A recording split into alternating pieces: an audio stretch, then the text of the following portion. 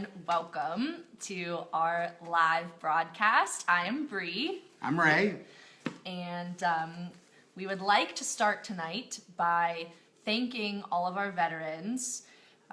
We are beyond grateful. Words really can't describe what it means for us to live in this beautiful, wonderful country with your service and protection. So thank you very much. Thank you, everyone. And with that being said, we would also like to thank everyone that stopped by our booth in Allentown last weekend. We were in Allentown, PA. We had a booth set up there. And I am happy to say that on our last broadcast, we talked about shoe fly pie. And we had the pleasure of trying shoe fly pie last weekend, and it was delicious. It was very good. I always was skeptical, but I actually like shoe fly pie. Shoe fly pie. If I had to describe it, I would say that it tastes similar to a Fig Newton, but it's good. Based off the name, you would never know that it was good, but I do recommend it. And I also would like to promo the next show that we're going to be at. We're going to be in California at the West Coaster on January 8th. And I would like to note that this show actually has a new date and time. So January 8th at the Wyndham Anaheim Garden Grove. And you can check out all the information on their website to register for a room and to come to the show. And it is thewestcoaster.com. So jump on there, January 8th. We will see you there. It's the best show on the West Coast. So I think it's in its 24th or 25th year. You should mark your calendar and really try to attend. Yes, so we'll see you in Cali on January 8th. And the most exciting news of the evening, we have 2 auctions this weekend. Tomorrow we have Cyber Toy Auctions at 10 a.m. EST. And Sunday we have Old Toy Soldier Auction at 10 a.m. EST as well. Easy to remember, both 10 a.m. so you can wake up and have some coffee and breakfast if you're here on the East Coast with us and sit down and either watch the auction live. There's still time to place your bids. You can go onto Live Auctioneers and type in Old Toy Soldier Auctions or Cyber Toy Auctions. Both sales will come up, so you have to search for them independently of each other.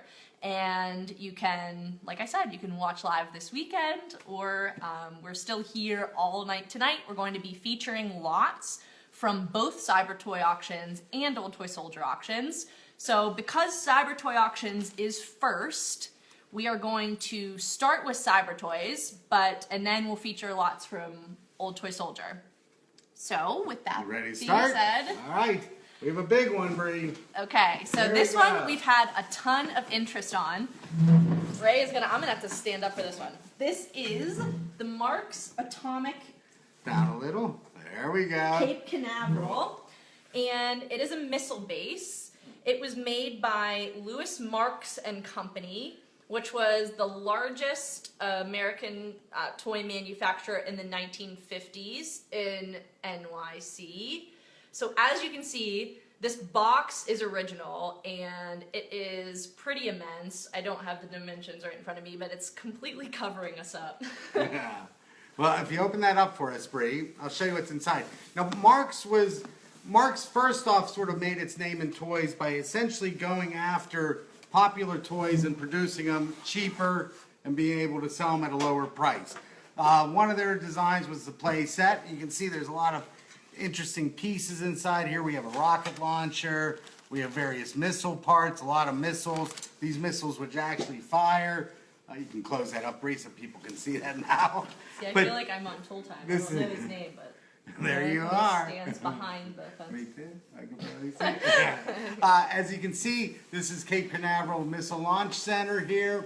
Basically, what these were, they called them play sets because it's almost like the dollhouse for boys. Basically, in this, you would have everything you would need for a complete missile range. This was 1950s. It was all about the atomic age. A lot of times, these are referred to as the atomic age of toys. Even on this one, it's interesting. This actually has the Marx Atomic Cape Canaveral Missile Range Phonograph. These play sets, there's a lot of parts, and the collectors of them, they know exactly what goes in every one of these, and there's several hundred parts to any one of these. So it is a very technical field for collectors. very often sets will be missing one or two of like the key parts. Frankly, I don't know enough about each individual set to know what the actual complements are, but they do like them boxed. Marx sold millions of these. There's probably about 100, 150 different play sets. And it was the most popular toy in the 1950s. So were they all the Marx play sets, did they stick along the same lines of this theme? No, or? they'd almost be anything. So they have, one of the popular ones was the gray and blue, which was the Civil War play set. They had Wild West play sets. They had Davy Crockett play sets. So almost anything that you could imagine, they produced a play set. And actually in some of the play sets, there's like a Mickey and Minnie play set. It's Mickey and Minnie Theater. And a lot of their sets that came with figures, then they were actually they meant for children to actually paint the figures. So they would just come in sort of a single colored plastic, much like these. But then they would paint the figures with detail. And again, there's different stages of collecting these, but a lot of people like them unopened, unused, or fully used where things have been assembled and they can actually then display them. So play sets, there's a lot of interest in play sets, and I think these will do fairly well tomorrow. Okay, and I also would like to note that when we were taking a closer look at this, there's a little booklet in Oh here. yeah, where is that? Where'd it go? You see it? Oh, I don't know where it went. Oh, you know what? It's at my feet. Ah, Hold on one moment here. You take this. We were actually, excuse me for 1 second, we were looking at this little booklet called Space Talk earlier, and what was really cool was there's a definition of a drone in here. So I just thought it was crazy to think that in the 1950s, they couldn't even imagine that. So they're this is a child imagining that with a play set, and now, you can walk right into the Apple Store and purchase a drone. So I think that it's a testament to how far technology has come, and it just really jumped right out at me, and I thought it was neat. I agree. Great graphics on here. But that was all about the future. 1950s, all about the future. Okay, so that was the Marx Atomic. All right, we'll move on now. That was lot 1003, and you can search for that in the sale tomorrow. And next we're going to move on to lot 1295. This is the rocket launcher, and it's actually battery operated. Battery operated. I'll bring it closer so you could have a better look at it. So you'd place the batteries down in the bottom there. And then this rocket launcher was right in the transition where they were going from metal to plastic. So that's a plastic. So it's a plastic rocket. Now, let me wind it up. So this rocket, you could actually get it into position, and you have to get up into firing position. There it is. Position. You ready? 1, 2, 3. Oh. Good catch. Take a look at that. Very nice. My baton trolling skills actually came in handy there for a second. Again, kids were fascinated with missiles. It was all about interballistic missiles, intercontinental ballistic missiles. It not only dominated the news, but it also crept its way into children's toys, meant for kids to play with there. That's really cool. So again, we have a lot of neat type of vehicles in this sale this weekend. That's just one of the more unusual ones made in Japan that I have not seen too much of. Very cool. So that's our rocket launcher. Again, that is lot 1295 in the sale tomorrow, Cyber Toy Auctions. Next, we're going to move on to lot 1297. And this is a wooden Keystone toy. It is entitled House on Fire. As you can see, it's very light, and there's a little fire extinguisher, the fire hose coming out the front, which is not... You look for the actual flames. You can move them back and forth here. They go back and forth. There's actually a flag. I don't know if you can show that to me, Deborah. Look, there's a flag in there. Or a flame flag. It's a flame flag. And you can put that in different locations. Okay, so you can put it on this side. Okay, now this toy was actually made by a company called Keystone Toys. And sort of like Marx, a lot of collectors just collect Keystone Toys. Keystone Toys came in during the war. That's when they became very popular. They were a wooden toy. During the war, Metals were of high value. They basically all went to the war effort. So tin, lead, steel, any of that kind of thing essentially went right to the war effort. Kids still wanted their toys, so they started making them out of wood. So these toys tend to be very specific to the baby boomer or the wartime babies that right after the war, again, when things were limited, they would gravitate toward these toys because that's what was available. Interesting. Nice little Keystone. We have a good grouping of these in the sale too. Very nice. I like that. So that's House on Fire. Okay. Next, we are going to move on Boat to Builder. lot 1002, second lot in our sale. And it comes in this beautiful box. I actually love the label on this. It's called the ATF Boat Builder. And actually, it's from Chicago, Illinois. But what does ATF stand for? It's actually American Toy and Furniture Company. It stamps right on the box there. There you go. I would not have known that. But essentially what this is an early Tinker toy. If you could open it up for them, Bree. Sure. Essentially what you have are parts to make a boat, and then you have these little wooden dowels that you could then actually insert in these different holes, and it would actually piece them together. And this, you could create a number of different type of boats that are shown on the label. Again, one of these wartime toys, they would have probably preferred to make it out of tin. It would have sold better, but metal was very limited during the war. This is wartime production type toy here. So would they actually glue these pieces Well, together? some of the kids would, but it was really, like a Lego or Tinker Toys where you would actually, they would hold together with the pins. And then the whole idea was you design one type of boat, and then by recombining the pieces, you can make a larger boat, smaller boat. There's flags and accessories that go with it.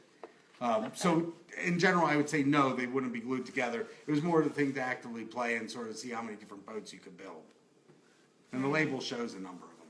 Is this one a common one that you'd see a lot? I've never seen it. Most of these wartime toys are fairly rare, again, because they were more inexpensive toys. They weren't really what I would say the manufacturers wanted to produce, but it's what they could produce. They were using the materials that they had on hand to produce the best toys that they could.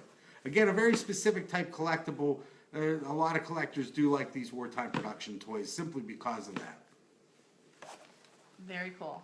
Okay, so that's our boat builder, lot 1002. Now we're going to move on to lot 2159, and he is a tall clown with violin. Love him. Personally, since I'm a cellist, I love this guy with the violin. So wind them up. He winds up, maybe, A little wind. and he And it plays. How Well, this toy was cute. actually made in occupied Japan. Toys like that are marked generally occupied Japan or OCC Japan. That's essentially after the war when the U.S. went in and they were actually occupying the island of Japan or the islands of Japan. They started getting business off the ground. MacArthur was very influential in all of that. And they were producing toys so that they could generate revenue. Most of these toys were made for export. So even though they were produced in Japan, this is pre-China's sort of reign on that type of commodity. They would produce them in Japan and sell them all over the world, but primarily in the U.S., again, just trying to raise hard currency. He's really cool. Very specific. A lot of collectors do just sort of collect occupied Japan. So what other toys, would there be other band members or other clowns that would go with him, or are they all individual? They're all individual. So Okay. virtually anything you can think of. We call them novelty toys. So it was the type of toys that kids still buy today. You went in and it's like, oh, that looks fun. Okay. My son would love it. I'm going to buy a clown with a violin. Tall clown with violin. Tall clown. He fits right in with all the clown sightings. So just kind of leave him in the background. Ah, I'm afraid. Okay, so that's Clown with Violin. Once again, he is lot 2159 in the sale tomorrow. And again, occupied Japan. And that sort of leads us into this toy. You tell them what it is, Bree. Yes, this is a traveling salesman. And he actually comes with his original box, which has some nice graphic on it, actually, as you can see. It's in very good condition for an original box. And he also actually works, so I'm gonna hold this up and Ray's gonna show you. There's a wind up. I don't know if you can see, but we'll get them going right here. But this toy's actually made in Western Germany. Now, what's interesting, Western Germany, so this is after the war, they divided up Germany into Western, Eastern Germany. Sometimes, again, like the previous toy, sometimes you will see toys marked occupied Germany, where this one's actually marked Western Germany. So this is after they set up the division, splitting the country in two. This came from the Western side, which was the side that basically was trying to get the economy back on track. They were producing a number of toys like this for export, trying to get hard currency. Interesting, and I haven't had a chance to look up the manufacturer, but it's a really interesting logo they have, and I believe it's on him actually as well. It says FV. FV, made in Western Germany. And the box. And the box has it right there as well. And I'll kind of show you. You can see how detailed his little luggage case is, and he even has on his face, he's got, little blushed cheeks. I don't know if you can see that from where I'm holding it, but and he's got little buttons, so he has nice detail on him. And I think it's cool that he walks. That's neat. Did you see how his feet actually work? They're actually circular. They're made out of looks like a fiberboard. Oh, so he has multiple feet. I didn't notice that actually. It goes around I don't in a know circle. if you're going to be able to see that, but see, he's Give got him a one, little two. push, it might be able to. If you push him. Okay, there. See, he's got multiple feet. That's really cool. Little traveling salesman, and they would have all kinds of different things in these little luggage cases, right? They'd have hats and all kinds of they bring anything that they sell. You name it. Vacuums, encyclopedias. You can fit a vacuum in there? You can fit a vacuum in there. That's exactly what they would use. Encyclopedias, be heavy. They don't know what that is. They don't know what encyclopedias are anymore. That's why we're on Facebook, right? That's true. That's true. Okay. All right, what do we got next? So next, we have Lot 2200, which is my personal favorite in the sale, the Knockout Champs. And I love these little guys because they're actually babies, which I don't know if babies should be boxing in a ring. Probably not the safest thing ever. But they remind me of the Rock'em Sock'em robots that I played with as a kid. Free Rock'em Sock'em here. And so, yes, this was the precursor to those. So I don't know if anyone remembers those, but that's what this reminds me of. This toy would be from the mid to late 50s, 57, 58, made by Marx again. So where we had the play sets, which was basically a whole division of Marx, they also did a large line of tin toys. This is tin and celluloid. This was actually produced by Marx. Marx also essentially produced in Japan under another name called Linmar. I don't think we have any Linmar toys in this sale. But again, Marx was the toy manufacturer during the 50s. And do you want to wind her up? They actually work as well. Wind it up on the side. There's a start. There they go. Oh, I'm not sure who won that battle, but For next round. All right. Oh, we got a winner there. And Red Baby wins. Red Baby wins. Okay. Fun toy. That's a very popular toy. I think we'll have a lot of interest tomorrow. Love them. Okay, 2200. Okay. Knockout Champs. Red Baby tonight. Okay, we're moving on. Oh, To you're another one one of of your my favorites. favorites. This You is got a lot of favorites. 2179. It's hard not to. Look how cute these are. So I love animals. I don't know if I've said that previously in other broadcasts, but I love animals. And this is called the Pack Pack Quack Quack. Goes for, on short, we usually just call it Quack Quack. But it's a layman toy. And named Ernest Paul Lehmann. Sometimes we refer to him as EPL. They were the big German manufacturer of high quality, inexpensive toys. He works as well. Similar to Marx, which we were talking about, Lehman essentially would see toys that were selling out there and then figure out a way to produce them for less money so they could sell them less expensively. These toys essentially came in, they're lithographed, right after German manufacturers produced a lot of hand-painted toys. This is essentially stamped tin they lithograph it, so it's basically printing on tin. Much quicker and much cheaper to produce this type of toy. They sold millions of these again, too. Show how it works. Okay, I will show you how it works. Would you like to hold this for me? Sure. So you line them up. Maybe it's not going to work on here. Give it a push. There we go. Okay, We're cheating a little. We're cheating. It actually does work, though, I promise. It's not working on here. Maybe I didn't wind it enough. Hey, you gotta wind it a little bit. There you go. Okay. I have it this time. We're cheating again, but it does work. It does work. It does work. Okay. It's interesting with a lot of layman toys. This one doesn't have it, but a lot of them have a self-governing on-off switch, so they actually have to be rested on a flat Let me see if it table. works across the table. I want to see if it works across the table, just for...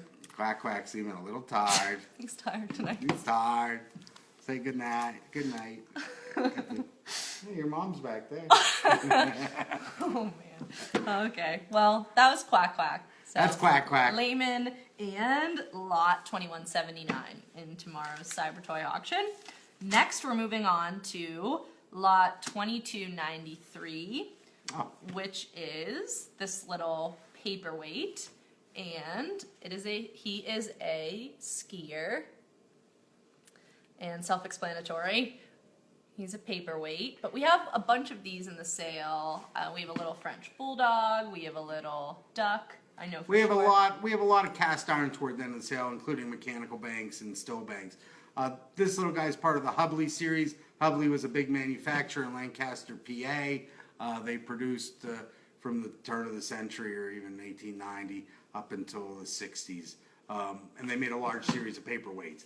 This is one of the more dynamic ones. It's a male skier. They also make a female skier. It's the other half of those two. Are there color variations in these? Good question. Yes, I've seen a couple minor color variations. I have seen it where the vest or the sweater there is painted red and with white stripes on it. But generally on those, it's one color. There's a skater that generally is in blue, but I have seen that in green. So there are some color variations, but they're minimal. And I noticed that there is a little hole in the bottom of this guy. Do Yeah. they all have that? Well, a lot of times these were adapted to be sold as souvenirs. So that I believe they all have. And if you wanted to put it on a plaque, they would tap that, and then they could actually put it on. Sometimes you'll see them on marble bases, and it'll be like, you've been to Stowe, Vermont. So like we'll say Stowe, Vermont. They'd sell them as souvenirs in their gift shops. Oh. You see a lot of things, but I don't know about the skiing, but a lot of these items will show up. They'll have stickers when I've been to Niagara Falls.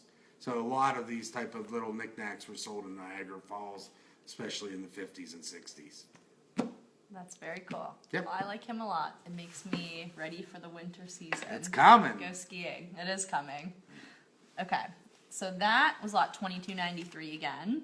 And So that wraps up our cyber, right? We have one more lot we have one for more. cyber. Okay. It's lot 2188, and it is a looping plane, which I believe we're also going to be able to demonstrate if it's in a good mood this evening. So we need the key off of the knockout champs, Bree. Okay. These again are key operated. Okay. So the keys actually, as you can see, They're you can use for separate toys. interchangeable. Okay.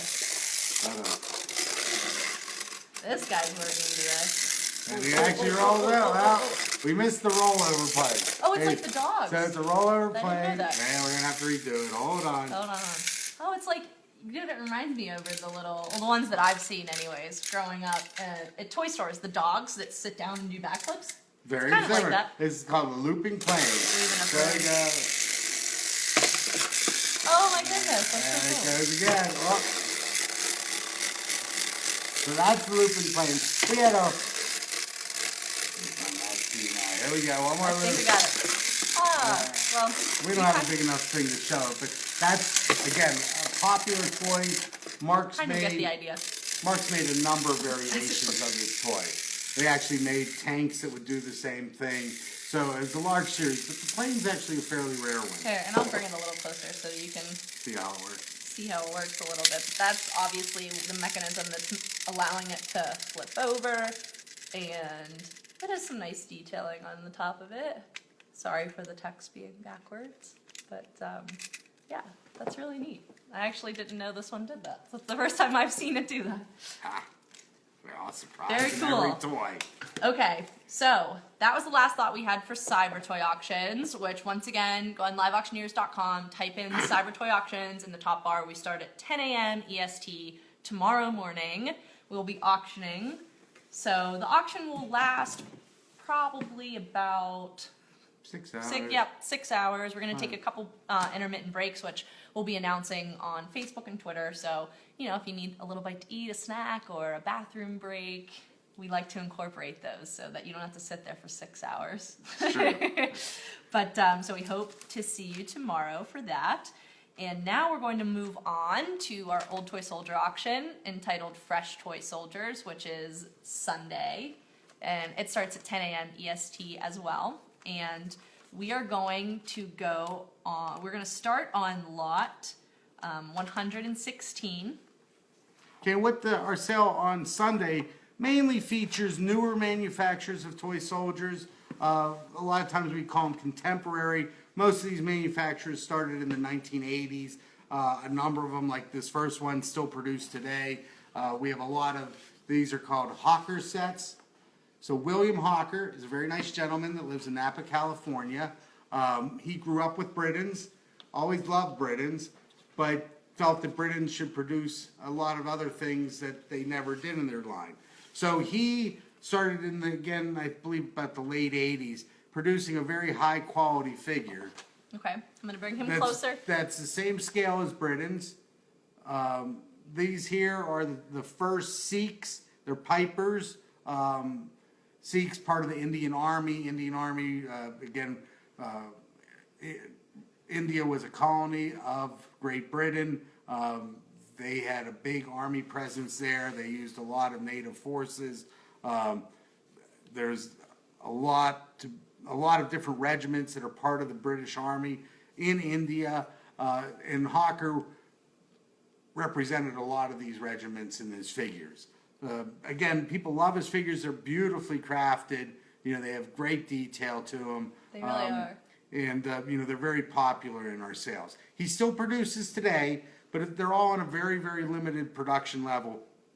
He probably produces fewer than 5 of any one set in a year. And most of them, I believe, are sort of runs of about 200.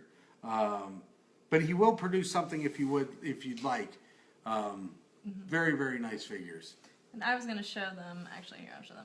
You could see, Ray, this talks about the detail. I know I showed you, but as you could see, even here, along with the red and white paint, how detailed that is. So. Nice figures. They're very, very nice. So, in great condition. So we have a number of Hawker sets, but we have almost every new manufacturer of soldiers there are. But another one that's really interesting, Tradition. This is lot 153, and this is the Elephant Royal Artillery Battery.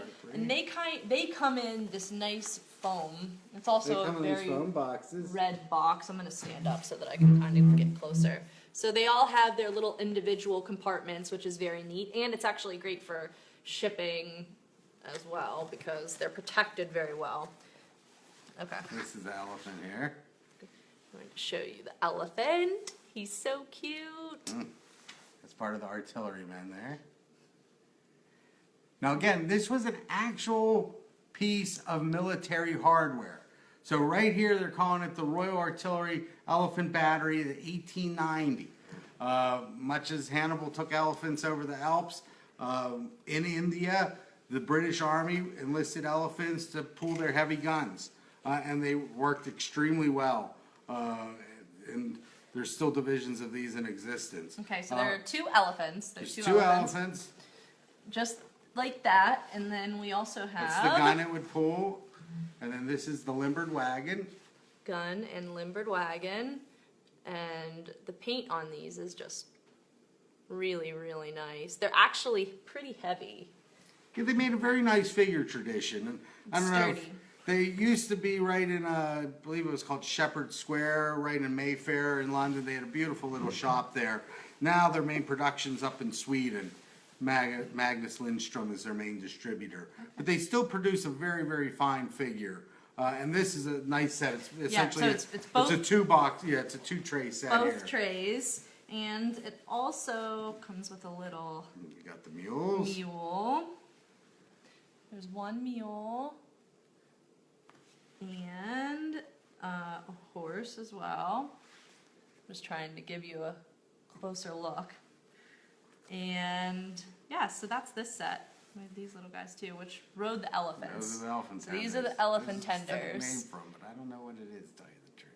So I don't know if I would be in for being an elephant tender. That's a large animal to tend. You're very good. They are cute though. You're a very good elephant tender. I know, I'd be really good. Yeah, as for long as example- it was a baby elephant, I think I'd be okay. See, a lot of tradition sets, they produce a limited number of 500. This is number 57. It has instructions that come with it. Again, they're beautiful for display. They're fairly inexpensive compared to sets made around the turn of the century. You know, this 2-tray box, which is one of the nicer ones, is probably going to sell for $250 to $300, sort of in that range. Yes. So that's our elephant set. And that, once again, is tradition. It's lot 153 in the Old Toy Soldier auction on Sunday. And we also have lot 23, which is an Imperial set. It is entitled Lady and Sweethearts. Oh, isn't that And they sweet? come in these little, it has our little lot tag on it, so I'm going to take that off so that you can see. But these boxes are so cute. They have little white stars on them. And actually, a lot of the series comes in these round they- tubes like this. Yes, they have these little round tubes with the paper up top and there's tissue inside, and they're really cute. And these two are the Sweethearts, and they actually, here, I'll show you.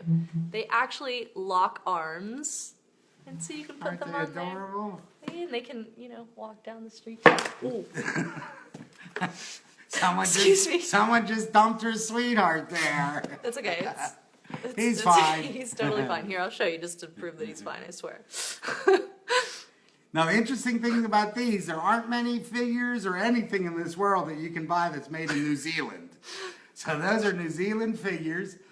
Imperial started producing in the 80s. Again, beautiful detailing on them. I'm going to show the lady here. I mean, look at the detailing on her dress there. I know. Here, let me make sure I have a firm grip on her. Look at the detailing on them. They produce the large civilian line. Again, they're very inexpensive. These figures are probably going to sell for $20 to $25 a figure. Interesting thing about Imperial is that they no longer produce. They went out of business about 4 years ago, and then they sort of came back in. But basically, we believe they're done producing. So I do see a lot of collectors sort of gravitating toward them. They want to sort of get a complete collection of them because there are no more coming out. And for the money, it's one of the prettiest figures. They made a big civilian line, but they also did military. And again, we have both of those in this auction this weekend. Very cute. So nice. All right. So those are the Sweethearts, the Lady and Sweethearts. Once again, that's lot 23. And I believe those were all the lots that we had today. That was everything. I would like to show this little gator. I'm not You sure sure can. what lot he is. We kind of had him as extra on the side, but he's for Cyber Toys on Saturday. And He's an alligator with a little baby alligator on his back. I know, he's baby alligator. He's really neat. That's a German wind-up toy. That's not really hand-painted, but He it's works as well. it's basically hand-sprayed. So it's in between when they were hand-painting toys and using lithography. Yes. Fun toy. Baby alligator. You can search for Part of him on Cyber. Cyber Toys.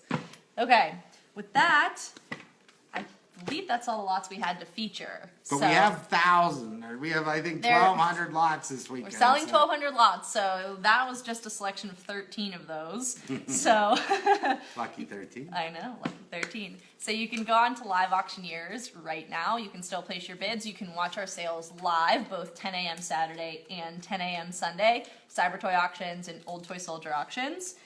And following this weekend, Our next auction, which is huge, is December 2nd, 3rd, and 4th. It's entitled Mint and Boxed, and it is also live right now. We just put it up 2 days ago on Live Auctioneers, so you can register and place your bids for that auction right now. And our catalogs are going to be going into the mail very soon, so you'll receive those shortly. Hopefully next Thursday or Friday, the catalogs will go out. And I added it up this afternoon. 1,849 lots. December 2nd, 3rd, and 4th. Yay! Yay! So that's Old Toy Soldier. So, and if you do not receive a catalog, or you would like to make sure that you do, jump onto our website at oldtoysoldierauctions.com and you may purchase one there. And like I said, it's online if not there. And our next broadcast is going to be right before Turkey Day, so stay tuned. We'll be sending an email and we'll put in an announcement. Holiday broadcast. Holiday broadcast, you won't want to miss it. Turkey Day. Turkey's so delicious. Can't wait. Actually, I like stuffing too, so I'm looking forward to it. And as I mentioned earlier on in the broadcast, our next show that we're going to be set up at is the West Coaster. It is a new date, a new time. It's January 8th at the Wyndham Anaheim Garden Grove. Their website is thewestcoaster.com, so you can jump on there. You can look at all of the details for that show, and that is run by Woody, Bubba, and Andy, so you can ask for them specifically if you have any other questions as a vendor or a shopper. So definitely check out thewestcoaster.com. We will be there. Looking forward to seeing everybody in that Cali sunshine. Can't wait. And that being said, happy bidding to everyone this weekend. Thank you for joining us, and hug a vet. Thank you, everyone. Have a good day.